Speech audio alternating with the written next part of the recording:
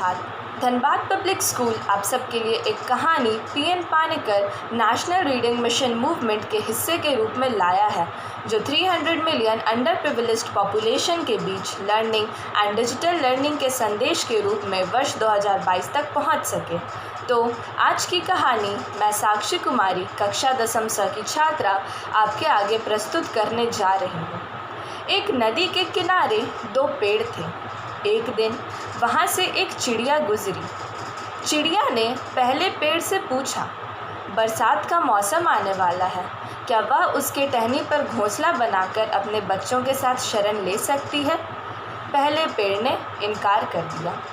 चिड़िया फिर दूसरे पेड़ के पास गई और उससे भी यही प्रश्न पूछा। दूसरा पेड़ मान गया और चिड़िया उसके टहनी पर अपना घोंसला बनाकर खुशी खुशी रहने लगी। अब बरसात का मौसम आ चुका था।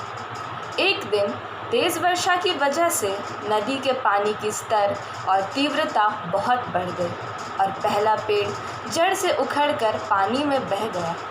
जब चिड़िया ने उसे बहते देखा तो कहा, याद है, मैं तुम्हारे पास अपने और अपने बच्चों के लिए शरण मांगने आई थी, पर तुमने इनकार कर दिया था। देखो, यही है तुम्हारे उस रूखे व्यवहार का नतीजा। चिड़िया की बात सुनकर पेड़ ने कहा, मैं जानता था कि मेरी जड़ें कमज़ोर हैं और मैं इस बरसात के मौसम में टिक नहीं पाऊंगा। मैं तुम्हारी और तुम्हारे बच्चों की जान खतरे में नहीं डालना चाहता था, इसीलिए इनकार कर दिया। हो सके तो मुझे माफ़ कर देना।